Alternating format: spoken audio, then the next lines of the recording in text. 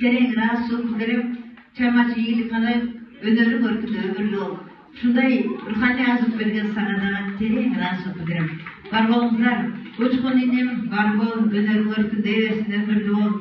Москва жеринде мекендештердин кайгысын, кубанычын, жакшылыгын, жамандыгын баарын тең бөлүшүп жүрөсүң.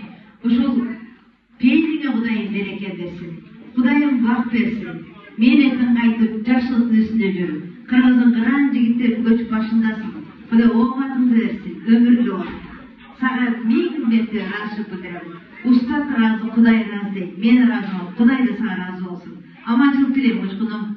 Уча бергин, канатыңды кага бергин, элге чага бергин.